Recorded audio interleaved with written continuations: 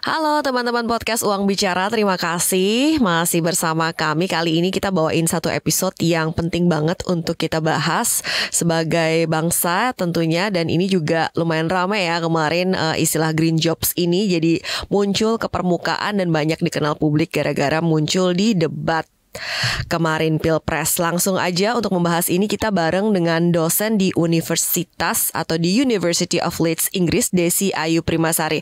Halo Mbak Desi, apa kabar? Halo, kabar baik. Iya. Pagi banget. Pagi banget di sana ya. So sorry, thank you so much waktunya.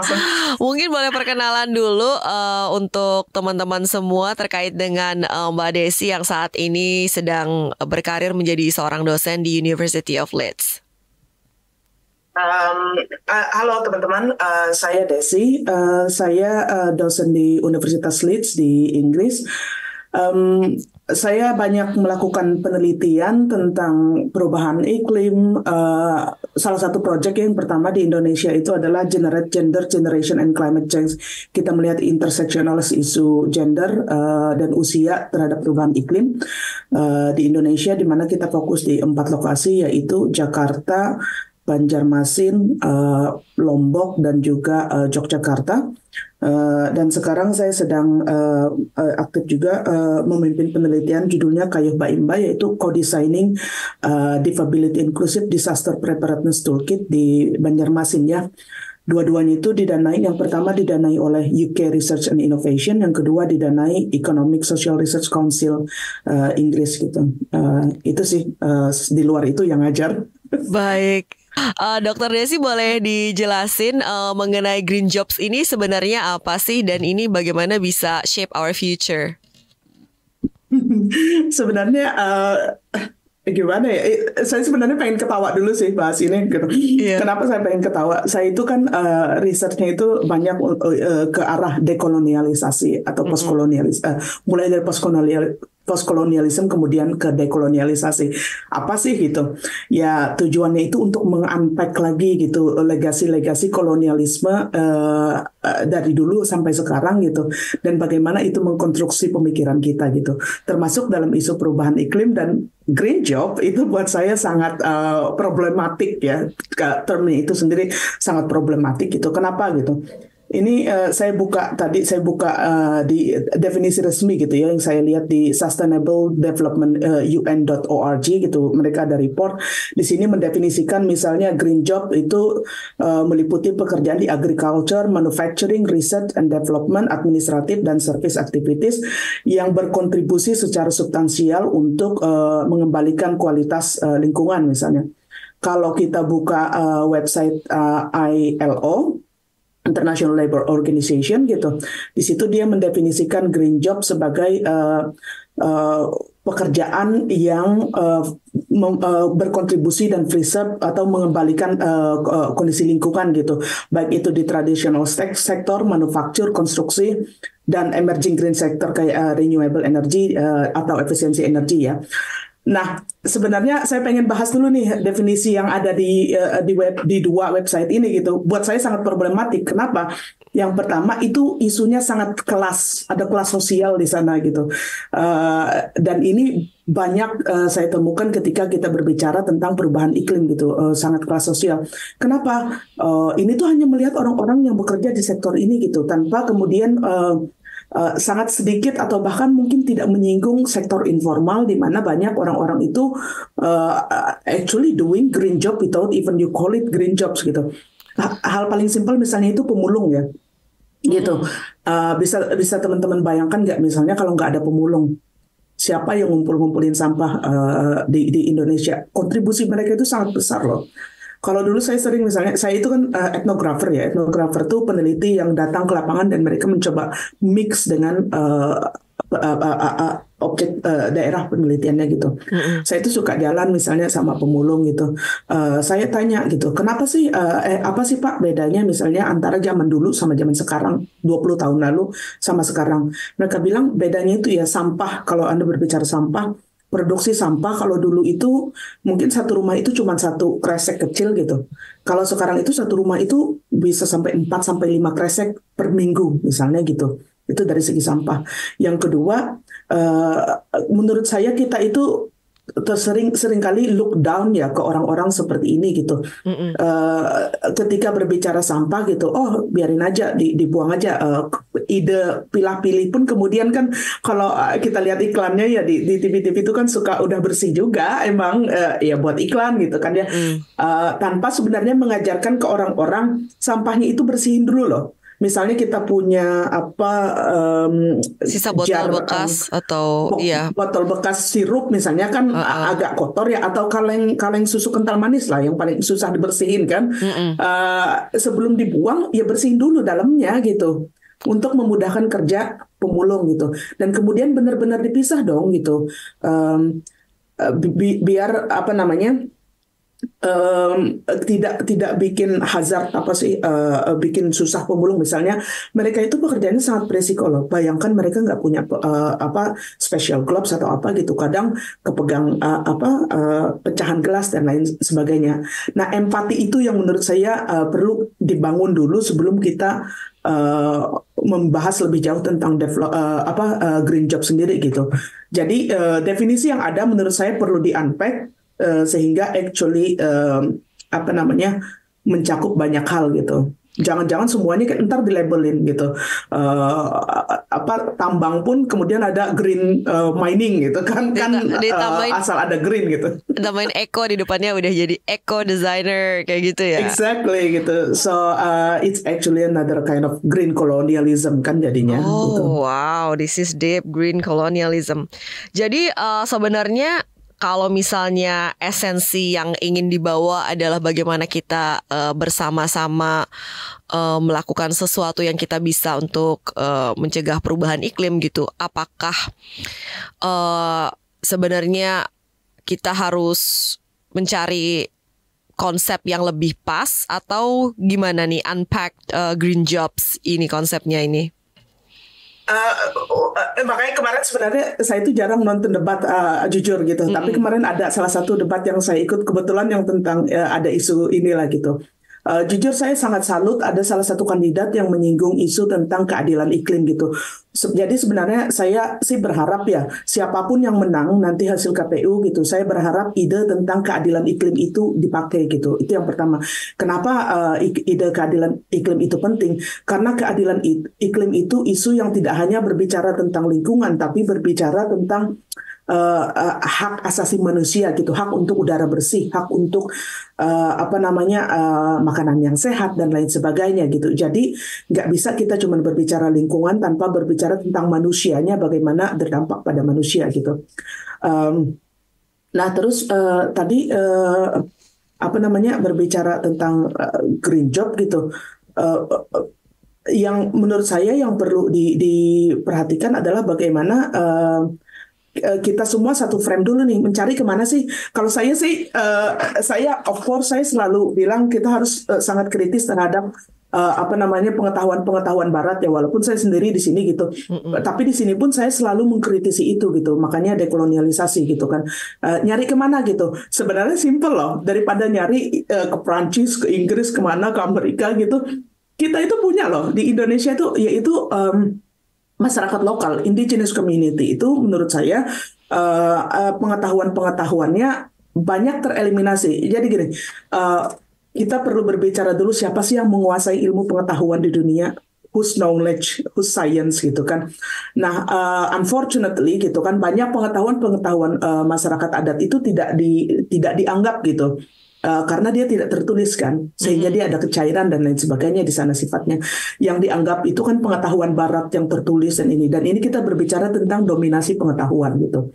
Nah sebenarnya masyarakat adat itu sudah mempraktikkan gitu. Kalau misalnya isu tanah aja gitu kan, tanah itu buat masyarakat modern mungkin cuma sebuah lanskap, sebuah area gitu. Space buat dikuasai, ada isu kapitalisme di sana dan lain sebagainya. Buat masyarakat adat apa? Tanah itu spiritualitas, tanah itu kehidupan gitu. Makanya masyarakat adat itu kan melindungi tanah. Misalnya nggak dirusak, nggak diapa gitu, karena itu kehidupan mereka gitu. Jadi kalau saya sendiri, makanya dalam berbagai riset kita, kami mencoba unpack ini gitu ya.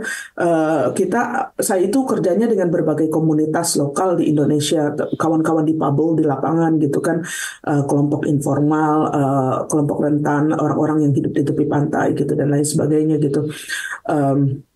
Ibu pekerja rumah tangga yang menganggap pekerjaan mereka itu as nothing gitu, kayak mereka tuh cuma mensupport suami gitu kan.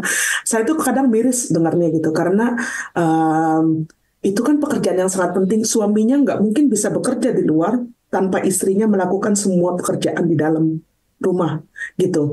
She is the one who make things possible for her husband to achieve gitu kan. Tapi kemudian suka dilihat, oh iya saya cuma pekerja rumah tangga, nggak pakai cuma, it's a big things, gitu. Without you, laki lu nggak bisa ngapa-ngapain. Siapa yang mau jaga anak, gitu. Yes. Coba reverse role ya, kadang-kadang gitu. Jadi yang unik itu kalau saya bikin workshop di beberapa lokasi di Indonesia, saya minta peserta laki-laki dan perempuan itu menulis apa yang mereka lakukan dari bangun tidur sampai tidur lagi, gitu. Selalu hasilnya adalah daftarnya perempuan tuh jauh lebih panjang banget gitu dibanding daftarnya laki-laki gitu. Terus saya selalu tanya, mau nggak ditukar role-nya gitu, yang cowok kerjain pekerjaan perempuan, yang perempuan kerjaan laki-laki. Perempuan selalu mau di swap, yang cowok selalu jawabannya enggak. Iya, it's not easy to be a woman. Itu. Like, jadi male comes with a lot of privilege since the day they were born. Exactly. Yeah.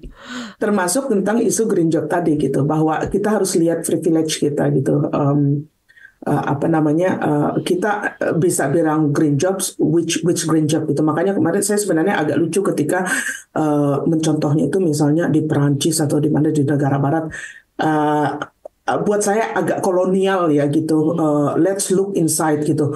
We have a loads of local knowledge gitu. Ayolah, nggak usah terlalu dipuja-puja lah gitu, pengetahuan barat gitu. Saatnya kita mengunpack semua ini gitu. Kita tuh bisa loh. Orang-orang Indonesia tuh banyak loh yang pinter gitu, yang bisa membahas isu ini gitu. Cuman terkadang suka ditekan sama isu, di undermine dengan pengetahuan barat gitu. Ya itulah, jangan terlalu bangga misalnya kita bisa 5 bahasa asing dari luar Indonesia. Saya pikir saya lebih bangga karena bisa beberapa bahasa lokal gitu. Dan itu susah ya untuk mempertahankan gitu. Jadi kalau misalnya Indonesia ini kan banyak ekspektasi yang diletakkan untuk Indonesia terkait dengan komitmen Indonesia untuk mengurangi emisi seperti itu, untuk men-tackle climate change seperti itu. Jadi kalau seperti ini tadi dibilang sama Dr. Desi, lebih baik let's look inside kayak gitu, nggak harus menjadikan negara-negara barat sebagai referensi. Jadi untuk Indonesia sebaiknya seperti apa nih? Apakah memang kita harus ikut tren green jobs ini, bahwa pasar tenaga kerja di Indonesia perlu menyediakan green jobs, atau we just kayak gini aja, tapi mungkin kita bisa tadi lebih bawa spirit keadilan iklim aja gitu? Gimana sebaiknya nih? Ya, buat saya memang isu keadilan iklim itu menjadi penting banget gitu. Again, tadi kan green job, jangan-jangan nanti tambang batu bara ngakunya green job gitu kan. That's quite funny gitu. Saya pun kemudian kan banyak termasuk mengkritisi misalnya isu mobil listrik gitu. Kalau pakai mobil listrik tapi sumber energinya batu bara, so like it is not really green. And at the same time, baterainya dari mana gitu? Apakah baterainya hasil dari kolonialisme atas komunitas tertentu atau masyarakat tertentu gitu? Hak pekerjanya gimana gitu? Misalnya dari tambang yang buat baterainya gitu dan lain sebagainya. Buat saya yang pertama kita harus kritis. Yang kedua, isu untuk menjaga lingkungan itu harusnya nggak usah dilabelin lagi, tapi sudah menjadi kewajiban, dan itu harusnya sudah embed di kita gitu, sudah melekat di diri kita gitu. Makanya tadi kenapa saya mereverse ke masyarakat adat gitu, karena di masyarakat adat tuh mereka nggak perlu bilang saya mengkonservasi lingkungan, saya melakukan green job dan lain sebagainya, tapi mereka sudah mempraktikkan itu gitu. Kenapa alamnya nggak dirusak? Ya karena that's their life gitu. Kalau tanah saya rusak, berarti kehidupan kami mati, spiritualitas kami mati gitu. Jadi ya memang kita itu harus menjadi tanggung jawab bersama gitu, bahwa ya semua itu harus melakukan perbaikan. Tapi hal yang paling banyak kita lupa menurut saya adalah, apalagi kalau kita banyak privilege ya, untuk berefleksi dan mengkritisi diri sendiri gitu. What have I done? Ketika misalnya kita selalu berbicara tentang sampah plastik, paling enak itu kan mencari dosa bareng-bareng gitu. Dari isu botol plastik gitu, botol plastik karena banyak yang make gitu kan ya. Padahal misalnya produksi karbon dari jet pribadi itu jauh lebih besar gitu kan. Dan yang privilege itu bisa make berapa kali misalnya dalam seminggu gitu. Tapi kan kalau kita ngelakukan itu dosanya nggak bisa dibagi nih. Aku nggak bisa nyalin Alin misalnya gitu kan. Jadi kalau kita bicara sampah plastik, we are all contribute. Bukan berarti sampah plastik nggak penting gitu. Tapi yuk refleksi dulu gitu. Produksi karbon semakin tinggi ekonomi kita, kecenderungan produksi karbon kita, saya yakin kok semakin besar gitu. Let's talk simple things ya gitu. Alin mungkin sama saya misalnya gitu ya, kita refleksi. Kalau saya pribadi, jam tangan perlu dicas, HP perlu dicas. Belum lagi kita buka sosial media, things about jejak karbon. Saya laptop kerja misalnya seharian, bahkan mungkin saya kerja malam selalu online gitu. Belum termasuk gadget-gadget lain gitu. Itu jejak karbonnya sudah sangat banyak gitu kan. Belum lagi kalau berbicara konsumsi makanan. Kasarannya lah, orang miskin makannya apa sih gitu.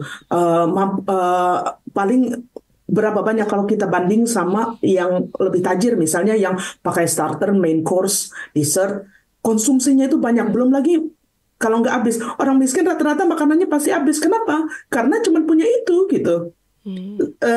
Sementara yang tajir kan suka banyak tersisa, terbuang, dan kemudian menjadi sampah, berdampak ke kerusakan lingkungan. Belum berbicara packaging, sampah packaging makanan gitu kan.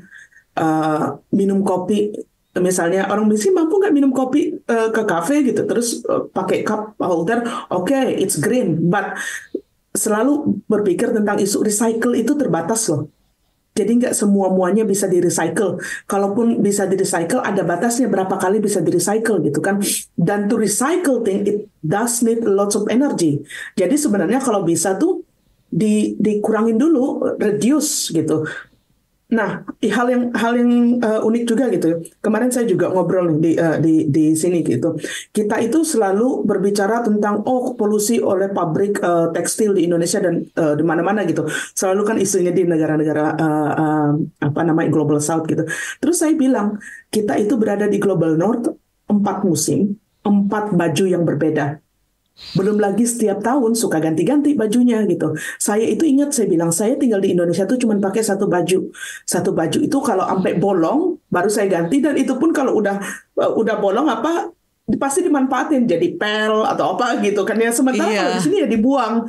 So we produce a lot of carbon. Dosa kita itu banyak loh gitu.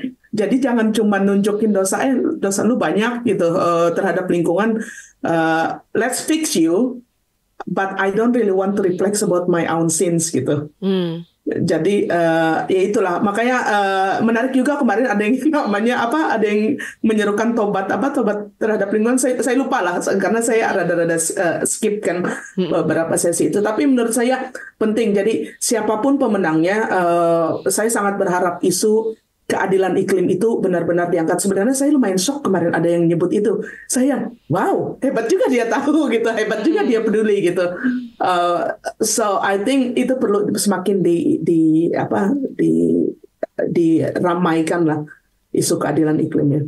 Iya, jadi menarik ya sebenarnya kalau kita hidup less is more sebenarnya ya. The less we consume, the more humble life we lead, itu malahan justru jejak karbon kita lebih sedikit juga. Dan ini yang kadang kita suka nggak sadar.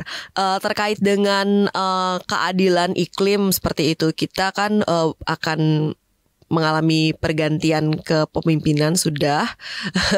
Jadi apa yang perlu dilakukan oleh pemerintah seperti itu untuk memang dampaknya nanti akan influential sampai ke beberapa tahun ke depan seperti itu untuk Indonesia sendiri? Kalau dalam itu ya, buat saya itu yang utama adalah memberi. Yang pertama adalah memberi ruang kepada akademisi. Kenapa sih itu menjadi penting gitu? Karena sangat minim di Indonesia gitu. Hal yang paling penting isu perubahan iklim gitu. Kalau saya ke lapangan ya gitu, atau paling simpel saya ketemu mama saya masih tinggal di Sungai Katingan tuh. Mah, perubahan iklim itu apa? Again, ini bahasa asing kan. Perubahan iklim itu kan translatean dari climate change gitu. Mama saya tuh pasti bengong, apaan sih gitu. Tapi kalau saya tanya mama saya, Mah, banjir gimana? Oh, itu bisa jadi satu paper sendiri gitu. Nah, kenapa itu menjadi penting? Bahasa kita. Again, makanya saya bilang jangan kemakan apa-apa yang dibilang Barat gitu. Let's give opportunity ke akademisi kita untuk berinteraksi dengan pengetahuan gitu. Biarkan mengkritisi dan lain sebagainya.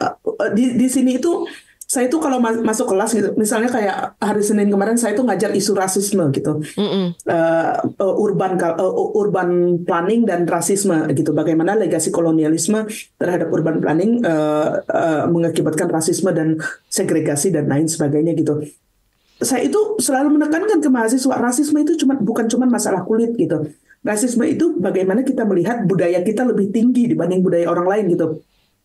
Saya bilang ketika misalnya kita berbicara makan aja gitu kan, sanitasi itu kan isu rasisme yang sangat besar, kolonialisme yang sangat besar gitu. Makan ketika orang global south pakai tangan, kalian bilang itu kotor dan lain, they are not modern, they are not fit into the society and so on gitu. Padahal kalian sendiri makan chips pakai tangan, makan burger pakai tangan gitu. But why when it's come to you, a white privilege gitu, ketika makan pakai tangan, it's not a problem. But when it others who do that, it's a problem gitu kan. Jadi itu masalah prekonsepsi gitu. Bagaimana kita melihat bahwa kita lebih superior gitu. Nah ini yang menjadi penting gitu. Dan ini yang ruang ini harus diberikan kepada akademisi di Indonesia untuk mengeksplor, untuk berkolaborasi, untuk mengeksplor lagi kearifan lokal gitu. Saya itu 2 proyek itu di Indonesia. Kemudian kita sedang mengajukan lagi satu proyek ya. Saya minta doanya teman-teman gitu. Proyek ini kita bisa dapat, di mana kita berkolaborasi dengan beberapa universitas di Indonesia, termasuk Universitas Bengkulu, Muhammadiyah Surakarta gitu, di mana kita berbicara tentang isu disaster dan epistemologi di Global South gitu kan. Terus yaitu yang pertama, memberi kesempatan akademisi untuk mengeksplor itu. Kenapa? Kalau kita buka misalnya berita perubahan iklim, khususnya ketika jelang-jelang IPCC gitu kan ya, Intergovernmental Panel of Climate Change gitu kan, isu tentang perubahan iklim itu di Google di Indonesia, berita-berita di Indonesia tentang the melting of iceberg gitu. Yang kalau orang Indonesia dibilang ya elah jauh banget di Antartik sana, di Arktik sana gitu. Nggak nyampe sini gitu. Jadi kan salah kaprah ya, karena it does berdampak ke kita gitu. Jadi kasih kesempatan akademisi lokal gitu untuk mengeksplor lebih dalam kesempatan ini dan melokalisasi isu-isu perubahan iklim gitu. Itu yang pertama. Yang kedua, ada hal yang menarik sebenarnya kalau kita berbicara climate change. Makanya ini menjadi isu yang sangat selalu kayak bergeser, ada pergeseran gitu. Climate change kita berbicara tentang reduce ya, tadi kita udah bahas gitu. Tapi ini agak kontras dengan ide tentang economic growth. Economic growth itu kan mendorong konsumsi. Konsumsinya harus dinaikin. Sementara itu untuk ide economic growth. Sementara kalau idenya climate change, everything must be reduced. Mungkin Alim ngerasa sendiri tuh, misalnya ketika saya sih ngerasa ya karena kecilnya sangat terbatas lah fasilitas dan lain sebagainya gitu, kemampuan untuk membeli sesuatu itu sangat kecil gitu. Jadi ya tadi saya berbicara sampah dari yang cuma satu plastik, kemudian sekarang misalnya berplastik-plastik gitu. Jadi the higher your economic status, kemudian kecenderungan sampah kita itu semakin, sampah dan jejak karbon kita itu makin tinggi gitu. Nah, obsesi semua negara adalah menaikkan economic growth-nya, of course, gitu kan, which means you increase your consumption. Nah, idenya climate change again, kita harus reduce. Kontradiktif banget ya. Nah itu. Kalau di Indonesia sendiri berarti seperti apa desainnya untuk misalnya kita bisa lebih mengakselerasi proses membumikan atau melokalisasi isu-isu perubahan iklim ini supaya memang semua orang merasa iya ini memang mempengaruhi hidup saya dan saya akan ambil bagian seperti itu. Iya, yang pertama tadi saya udah nyebut tentang akademisi ya. Yang kedua itu media. Media itu perannya sangat penting. Akademisi itu saya selalu mengkritisi bahasa kita sebagai akademisi kadang tuh sangat berjarak dengan masyarakat di lapangan gitu. Jadi saya selalu bilang di berbagai forum, we need to work with media gitu, karena bahasa media itu kan lebih nyampe ke masyarakat di lapangan gitu. Tapi akademisi harus bantu dengan penelitiannya tadi yang mempedulikan itu gitu. Nah, negara bagaimana gitu? Negara ya harus memberikan fasilitas itu gitu. Makanya saya bilang tadi, beri ruang seluas-luasnya untuk akademisi mengkritisi berbagai kebijakan gitu, karena kita itu cuma bisa tumbuh ketika kita terbuka terhadap kritik gitu. Karena idenya akademisi itu kan idenya critical thinking itu adalah kamu suka atau nggak suka terhadap suatu ide, lu baca dulu gitu. Jadi kalau lu baca dulu semua, lu teliti dulu semua, lu bisa mengkritisi gitu. Jangan sampai misalnya beberapa publikasi misalnya nggak boleh dibaca atas isu macam-macam. Nggak bisa, lu nggak bisa mengkritisi kalau lu nggak tahu gitu. Pendapatnya apa gitu. Itu yang pertama. Yang kedua, media harus benar-benar kerja bareng gitu. Tapi kemudian pun kedua ini nggak bisa menghidupkan isu itu kalau pemerintah sendiri tidak fokus terhadap isu itu gitu. Makanya menurut saya penting untuk mendiskusi, pemerintah punya fokus ini, isu keadilan iklim tadi. Keadilan iklim itu apa sih sebenarnya gitu? Keadilan iklim itu tadi saya bilang kan ada isu hak asasi manusia di sana, di mana hak masyarakat terhadap udara bersih, sanitasi dan lain sebagainya gitu. Siapa sih yang dianggap manusia ini kan? Kemarin saya juga ada isu di sini ketika saya itu susah saya bilang kalau berbicara tentang human rights gitu. Which human? The first one is which human consider as human? Which human consider as human who have rights? Karena beberapa kejadian di dunia, khususnya di Palestina, itu membuat saya mempertanyakan semua konsep ini gitu. Sebenarnya sudah mempertanyakan sejak dulu, but that's make it worse gitu. Jadi ini yang perlu di-unpack lagi gitu. Kita tuh sering punya stereotip di Indonesia misalnya, oh orang miskin itu susah diatur, mereka buang sampah sembarangan dan lain sebagainya. Gimana mereka nggak buang sampah sembarangan kalau lu nggak fasilitasin gitu? Ketika kita mampu, misalnya kita punya tuh yang tukang ambilin sampah di wilayah kita gitu. Sementara masyarakat yang kurang mampu nggak ada tuh fasilitas itu atau sangat minim. Terus mereka mau buang kemana gitu? Kalau ini nggak difasilitasin gitu, negara itu harusnya hadir gitu. Makanya tadi saya bilang dosanya itu jangan ngelihat dosa bareng-bareng, tapi lihat dosa sendiri dan bagaimana kita bisa bantu untuk mengurangi yang dosa bareng-bareng gitu. Ya itu kayak masalah sampah, saya sering ke daerah-daerah kumuh misalnya di Indonesia gitu, nggak ada tong sampah, nggak ada.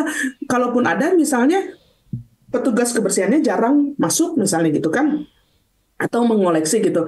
Jadi yang nggak difasilitasin. Jadi menurut saya itu sangat penting untuk memfasilitasi itu gitu. Di beberapa komunitas yang kita kerja bareng misalnya, mereka sudah mulai bagus kok untuk berpikir tentang bikin ekoenzim dan lain sebagainya gitu. Jadi gimana sebenarnya negara bisa memfasilitasi negara dan pemerintah lokal ya, itu sangat penting. Dan di sana penting untuk berpikir tentang teman-teman difabel misalnya gitu.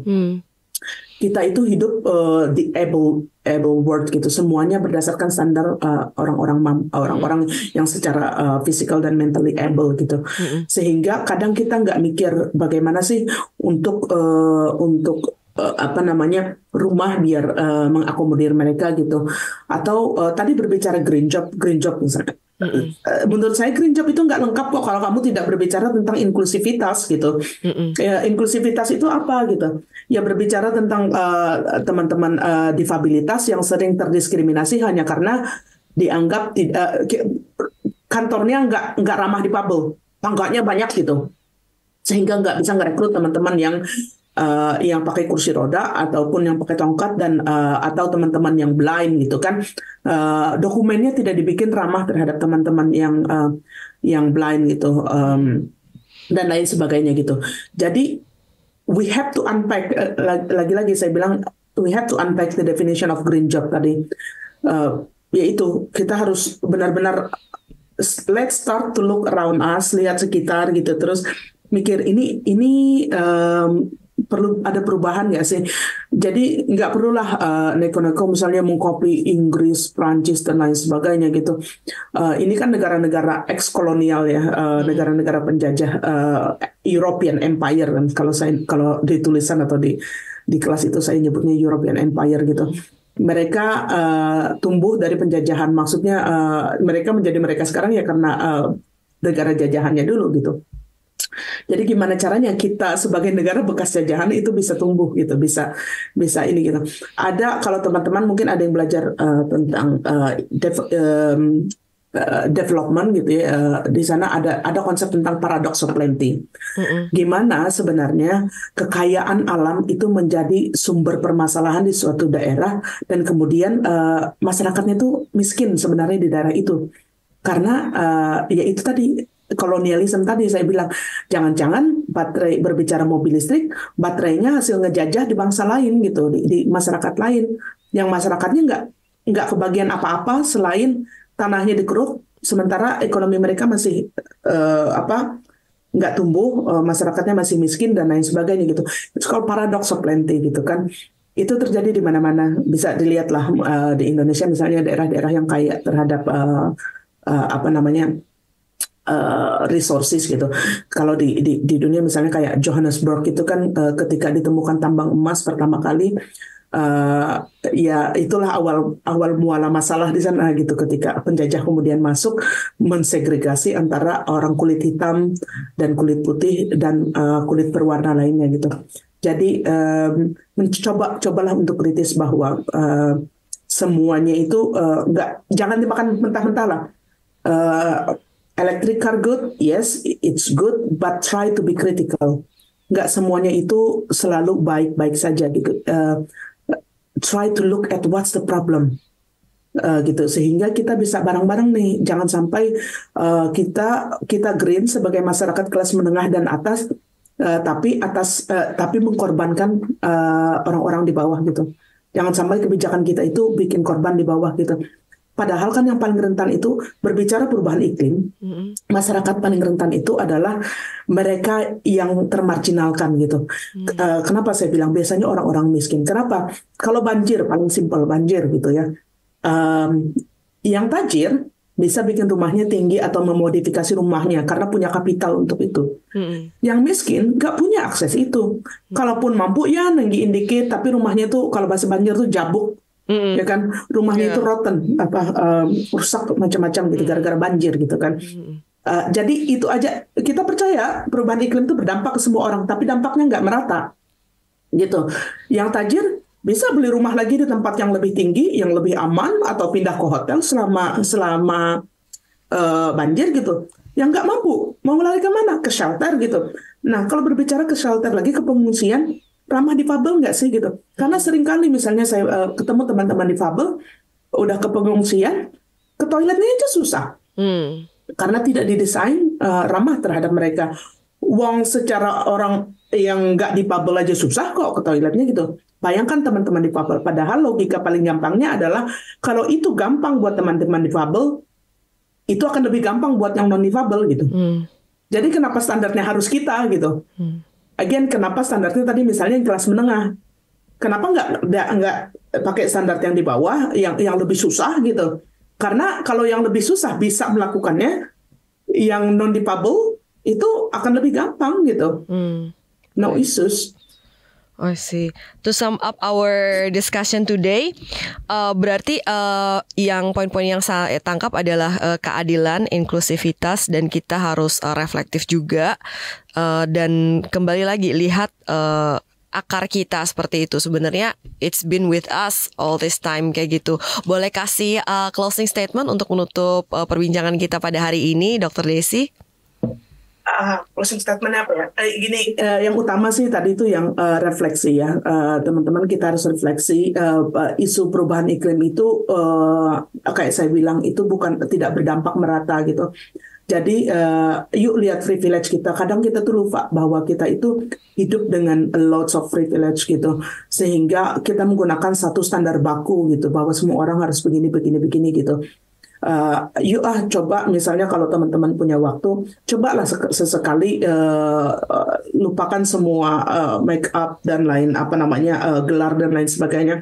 Cobalah datang misalnya ke TPS, ke bawah lah, ke masyarakat yang terdampak paling parah perubahan iklim tapi suaranya sering tidak dianggap ada gitu. Coba datang ke sana gitu, duduk, lupakan. Saya itu suka kalau ditanya orang nggak pernah ini dokter gitu, saya bilang nggak usah dibawa lah gelar itu gitu. It's not ketika perlu ya itu tadi kita ke lapangan dulu lah, ayolah lihat dulu, alami sendiri, then you can talk about something, then you can tell the word, dan gunakan bagaimana dengan privilege kita itu. Kita harus menggunakan semaksimal mungkin untuk mengkomunikasikan kepentingan masyarakat yang termarginalkan gitu. Jangan sampai dengan privilege kita semakin menjatuhkan mereka. Yuk idenya adalah dengan privilege kita sebisa mungkin kita mengangkat teman-teman yang sering terdampak, kelompok-kelompok marginal lah gitu. Baik, terima kasih Desi Ayu Primasari, dosen di University of Leeds Inggris, sudah bergabung bersama kita di podcast Uang Bicara hari ini. Sehat dan sukses selalu. Terima kasih. Thank you for your time.